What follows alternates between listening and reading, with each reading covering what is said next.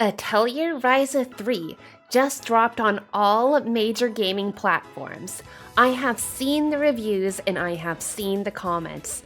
People saying they have not played 1 and 2 and cannot get to 3.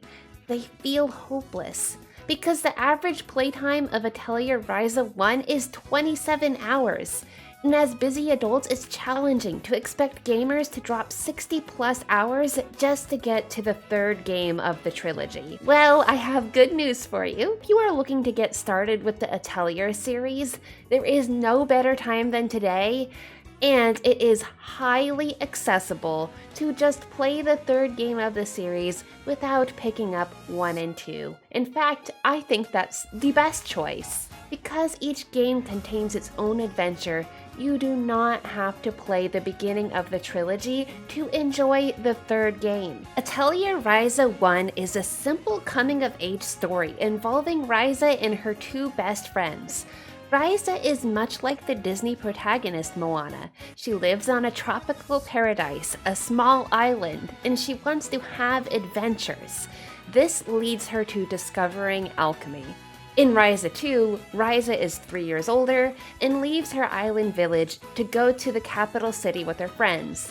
This is where she encounters a new mystery with a mysterious stone. As you can see, these two stories are pretty self-contained, so you don't necessarily have to play 1 to enjoy playing Ryza 2. I have also played Ryza 1 to completion, and as somebody who has played many Atelier games to completion, Ryza is the most accessible game I've played. The story is simpler than others, but the crafting system is very streamlined so that you are spending less time crafting and more time gathering and battling.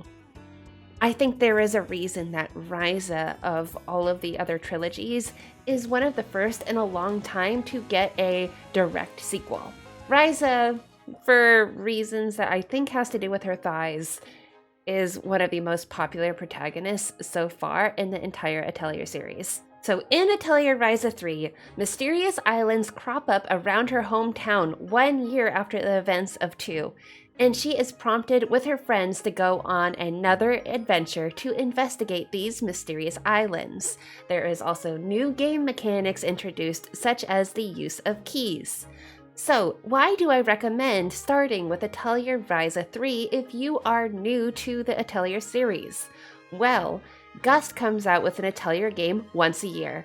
So you are very likely to fall behind because these games are so long and so involved if you go back just several games. These games are very similar, so if you play one, it's kind of like you've played them all, but if you play the latest one, you at least have the most updated graphics and mechanics. When you look at the latest games, they are vibrant and gorgeous, and they only get better with each title that comes out. On top of that, even though the Atelier games have a quite serviceable story, it's self-contained, and I don't think it's the main draw of playing an Atelier game.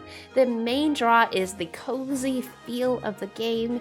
In Ryza 1, 2, and 3, they take place in tropical settings in a summertime mood, and you are enjoying crafting and battling and just hanging out. Get started with the series because there is not many games out there today that are JRPG turn-based games with crafting systems that are cozy and fun.